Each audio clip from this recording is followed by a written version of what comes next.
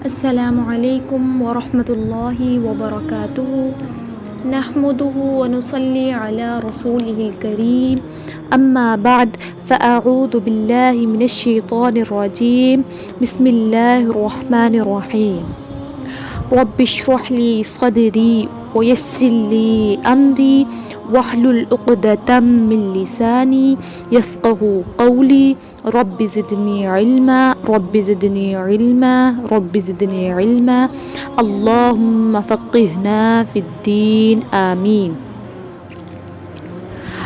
آج کی یہ ویڈیو خاص طور پہ میں 10 محرم کے اوپر بنا رہی ہوں۔ آج میں آپ کو 10ویں محرم کے بارے میں کچھ واقعات بتاؤں گی اور یہ بتاؤں گی کہ اس دن ہمیں کیا کرنا چاہیے۔ محرم کی لغوی معنی ممنوع، مقدس، حرام کیا گیا، عظمت والا اور لائق احترام ہے۔ یہ ان 4 مہینوں میں سے ہے جن کے بارے میں اللہ تعالیٰ فرماتے ہیں ان عدت الشہور عند اللہ 12 شہرا فی کتاب اللہ یوم خلق السماوات والارض منها 4 حرم۔ سورہ توبہ آیت نمبر 36۔ اس کا ترجمہ ہے کہ بے شک مہینوں کی تعداد اللہ کے نزدیک جس دن سے اس نے آسمانوں اور زمین کو پیدا کیا اللہ کی کتاب میں 12 مہینے ہیں۔ ان میں سے 4 حرمت والے ہیں۔ 12 مہینے کون کون سے ہیں؟ محرم، صفر، ربیع الاول، ربیع الثانی، جمادی الاول، جمادی الثانی، رجب، شعبان، رمضان، شوال، ذوالقعدہ، ذی الحج۔ اور محرم ہمارے اسلامی مہینوں میں سے سب سے پہلا مہینہ ہے جس میں ہمارا نیا سال سٹارٹ ہوتا ہے۔ تو وہ 4 مہینے کون سے ہیں جو اللہ تعالیٰ نے حرمت والے قرار دیے ہیں؟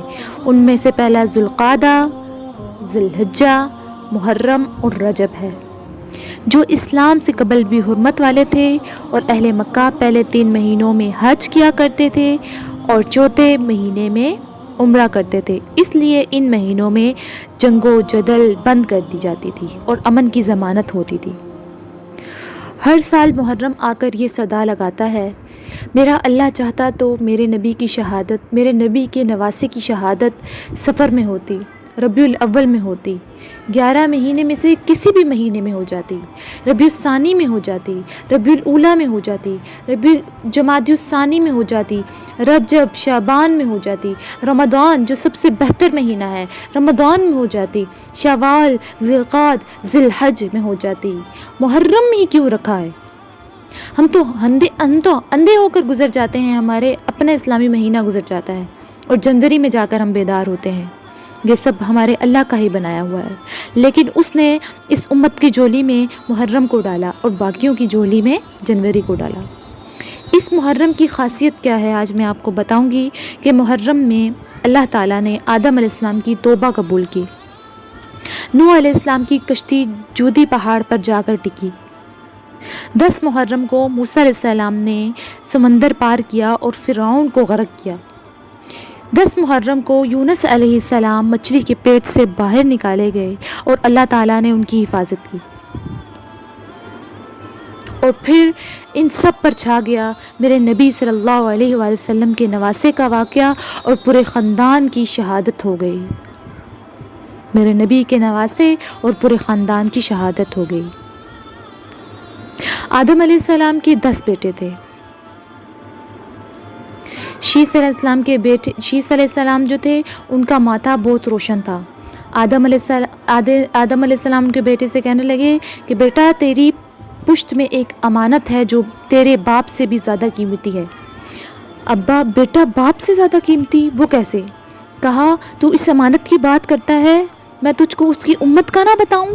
ابھی ہمارے آنے میں 10,000 سال باقی رہتے تھے۔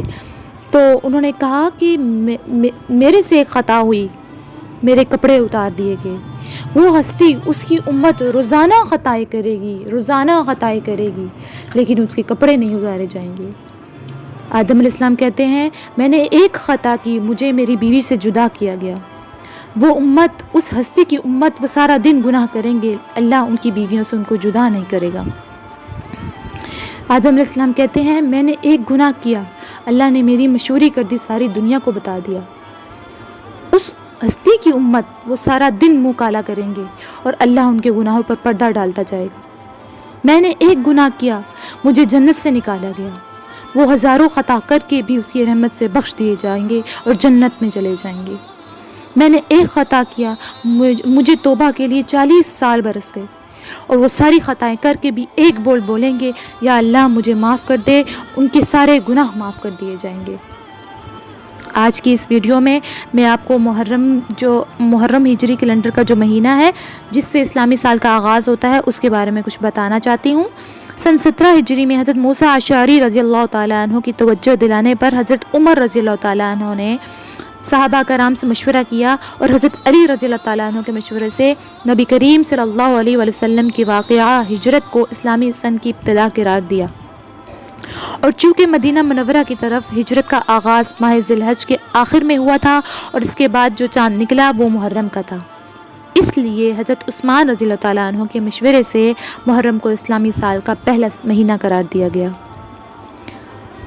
وقت اللہ کی وہ بیش بہا نعمت ہے جو اپنے خاص انداز اور مقررہ رفتار کے ساتھ گزرتا چلا جا رہا ہے۔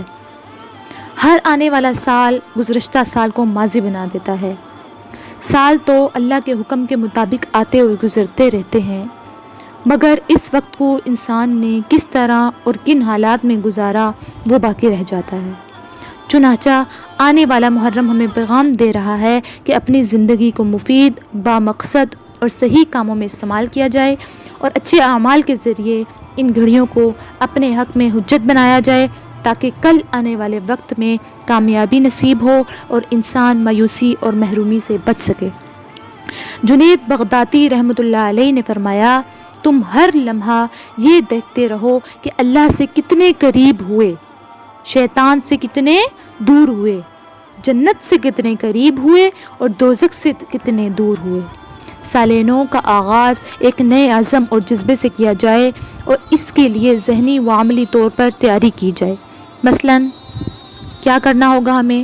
اللہ تعالیٰ کے ساتھ اپنے تعلق کو مضبوط کرنا، عبادات کو شوق اور رغبت سے ادا کرنے کی کوشش کرنا، والدین کی خدمت اور رشتہ داروں کے حقوق کی ادائیگی میں بہتری لانا، اہل خانہ اور بچوں کی تربیت کی طرف توجہ دینا، نفع مند علم حاصل کرنے اور ذاتی اصلاح کی منصوبہ بندی کرنا، معاشرے کی پسماندہ طبقات کی فلاح و بہبود کے لیے کوشش کرنا۔ محرم اور اہم تاریخی واقعات جو اس ماہ میں ہوئے۔ ماہ محرم کو بعض تاریخی واقعات کے پیش نظر ایک خاص اہمیت حاصل ہے۔ اس ماہ میں فرعون غرق ہوا اور حضرت موسیٰ علیہ السلام اور ان کی قوم کو فرعون کی غلامی سے نجات ملی۔ یہ صحیح مسلم کی روایت ہے۔ عام الفیل کا واقعہ پیش آیا، اسی مہینے میں پیش آیا تھا، جس میں ابرہہ ہاتھیوں کے لشکر کے ساتھ خانہ کعبہ کو تباہ کرنے کے لیے آیا تھا۔ حضرت عمر رضی اللہ تعالیٰ عنہ قاتلانہ حملے کے بعد زخموں کے تاب نہ لاتے ہوئے یکم محرم 23 ہجری کو شہید ہوئے۔ حضرت حسین رضی اللہ تعالیٰ عنہ اپنے خاندان کے بہت سے زیادہ افراد کے ہمراہ 10 محرم الحرام 61 ہجری کو میدان کربلا میں شہید ہوئے۔ اس دن ہمیں کیا کرنا چاہیے؟ محرم کے روزے کی اہمیت بیان کرتے ہوئے آپ صلی اللہ علیہ وآلہ وسلم نے فرمایا، افضل الصیام بعد رمضان شہر اللہ المحرم۔ صحیح مسلم کی روایت ہے، افضل الصیام بعد رمضان شہر اللہ المحرم۔ اس کا ترجمہ ہے، رمضان کے بعد افضل ترین روزہ اللہ تعالیٰ کے مہینے محرم کا ہے۔ عاشورہ کا روزہ کہتے ہیں جسے۔ محرم کی 10ویں تاریخ کو عاشورہ کہا جاتا ہے۔ یہ دن اللہ تعالیٰ کی خصوصی رحمت اور برکت کا حامل ہے۔ حضرت عائشہ رضی اللہ تعالیٰ عنہ سے روایت ہے کہ ایام جاہلیت میں قریش عاشورہ کے دن کا روزہ رکھتے تھے اور نبی کریم صلی اللہ علیہ وآلہ وسلم بھی اس دن کا روزہ رکھا کرتے تھے۔ پھر ہجرت مدینہ کے بعد بھی آپ صلی اللہ علیہ وسلم نے یہ روزہ رکھا اور صحابہ کرام کو بھی رکھنے کا حکم دیا۔ البتہ جب ماہ رمضان کے روزے فرض ہوئے تو آپ صلی اللہ علیہ وسلم نے فرمایا، جو چاہے اب اس کا روزہ رکھے اور جو چاہے تو اسے چھوڑ دے۔ صحیح مسلم سے روایت ہے۔ حضرت ابو قتادہ رضی اللہ تعالیٰ عنہ کہتے ہیں کہ نبی کریم صلی اللہ علیہ وآلہ وسلم نے فرمایا صیام یوم عاشوراء احتسب علی اللہ ان یکفر السنۃ التی قبلہ۔ صحیح مسلم کی روایت ہے کہ میں سمجھتا ہوں کہ اللہ تعالیٰ عاشورہ کے دن کے روزے کے بدلے گزشتہ 1 سال کے گناہ معاف کر دے گا۔ حضرت ابو قتادہ رضی اللہ تعالیٰ عنہ ہی روایت کرتے ہیں سئل عن صوم یوم عاشوراء یوم عاشوراء فقال یکفر السنۃ الماضیہ۔ صحیح مسلم کی روایت ہے کہ عاشورہ کے دن کے روزے کے بارے میں پوچھا گیا تو آپ صلی اللہ علیہ وسلم نے فرمایا یہ پچھلے 1 سال کے گناہوں کا کفارہ ہے۔ حضرت عبداللہ بن عباس رضی اللہ تعالیٰ عنہ سے روایت ہے کہ جب نبی کریم صلی اللہ علیہ وآلہ وسلم مدینہ تشریف لائے تو یہود کو یوم عاشورہ کا روزہ رکھتے دیکھا تو پوچھا تم اس دن کا روزہ کیوں رکھتے ہو؟ انہوں نے جواب دیا کہ یہ عظمت والا دن ہے اور اس دن اللہ تعالیٰ نے حضرت موسیٰ علیہ السلام اور ان کی قوم کو نجات دی اور فرعون اور اس کی قوم کو غرق کر دیا گیا۔ تو حضرت موسیٰ علیہ السلام نے بطور شکر اس دن کا روزہ رکھا تو اس لیے ہم بھی یہ روزہ رکھتے ہیں۔ تو آپ صلی اللہ علیہ وسلم نے فرمایا موسیٰ علیہ السلام سے تمہاری نسبت ہم زیادہ قریب ہے، اس لیے نبی کریم صلی اللہ علیہ وسلم نے خود بھی روزہ رکھا اور صحابہ کرام رضی اللہ تعالیٰ عنہم کو بھی اس روزے کا حکم دیا۔ روزے میں یہود کی مشابہت سے بچنے کا حکم ہمیں کیا گیا ہے کہ یہود کی مشابہت سے بچنے کے لیے آپ صلی اللہ علیہ وسلم نے 10 محرم کے ساتھ ساتھ 9 محرم کے روزے کو ملانے کی خواہش کا اظہار فرمایا۔ حضرت عبداللہ بن عباس رضی اللہ تعالیٰ عنہ سے روایت ہے کہ نبی کریم صلی اللہ علیہ وسلم نے فرمایا کہ یوم عاشورہ کا روزہ رکھا کرو اور لوگوں کو بھی اس کا حکم دیا کرو۔ تو لوگوں نے فرمایا اے اللہ کے رسول صلی اللہ علیہ وسلم یہ وہ دن ہے جس کی یہود و نصارہ عزت کرتے ہیں۔ آپ صلی اللہ علیہ وسلم نے فرمایا جب اگلا سال آئے گا اگر اللہ نے چاہا تو ہم 9 تاریخ کا روزہ بھی رکھیں گے انشاءاللہ۔ صحیح مسلم کی روایت ہے، لیکن اگلا محرم آنے سے قبل ہی آپ صلی اللہ علیہ وسلم کی وفات ہو گئی، چنانچہ 10 محرم کے ساتھ 9 محرم کا روزہ رکھنا افضل ہے۔ لیکن اگر کسی وجہ سے 9 محرم کا روزہ نہ رکھا جا سکے تو 11 محرم کا روزہ رکھنا چاہیے۔ اس سے معلوم ہوا کہ غیر مسلم اقوام کے ساتھ ادنیٰ مشابہت سے بھی بچنا چاہیے، خواہ وہ عبادات میں ہو یا عقائد میں ہو یا عادات اطوار میں ہو یا رسم و رواج میں ہو۔ حضرت عبداللہ بن عمر سے روایت ہے کہ نبی کریم صلی اللہ علیہ وآلہ وسلم نے فرمایا من تشبہ بقوم فہو منہم، سنن ابی داؤد کی روایت۔ جس نے کسی قوم کی مشابہت اختیار کی وہ انہی میں سے ہے۔ قرآن مجید میں اللہ تعالیٰ نے جہاں حرمت والے مہینوں کا ذکر فرمایا وہاں ساتھ ہی فرمایا فَلَا تَظْلِمُوا فِيهِنَّ أَنفُسَكُمْ، بس ان مہینوں میں اپنے اوپر ظلم نہ کرو، یعنی کوئی ایسا کام نہ کرو جو اللہ کی ناراضگی اور اس کی نافرمانی کا ہو یا گناہ بدعات اور منکرات میں سے ہو۔ محرم حرمت والے مہینوں میں سے ایک ہے، چنانچہ ضروری ہے کہ ہم اس کی حرمت کا لحاظ رکھیں اور اس مہینے میں ایسا کام نہ کریں، ایسا کام کرنے سے بچیں جو کسی بھی طرح سے اس حرمت کو پامال کرتا ہو۔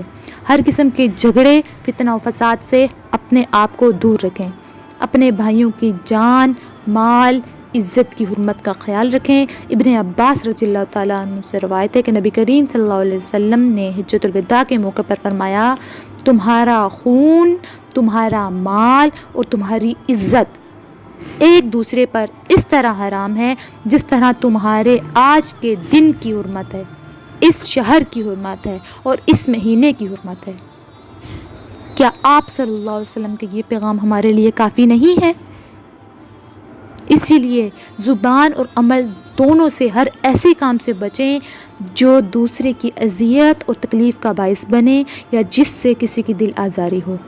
صحابہ کرام رضوان اللہ عنہم اجمعین جیسی بے مثال شخصیات کے لیے کوئی نازیبا کلمات ادا نہ کریں جن سے ان کی بے ادبی اور توہین ہو، کوئی رنجش اور ناچاقی ہو بھی تو ختم کر دیں اور صلح و امن کا پیغام قول و عمل کے ذریعے عام کریں۔ اللہ تعالیٰ ہم سب کو صراط مستقیم پر چلنے کی توفیق عطا فرمائے، آمین یا رب العالمین۔ السلام علیکم ورحمۃ اللہ وبرکاتہ۔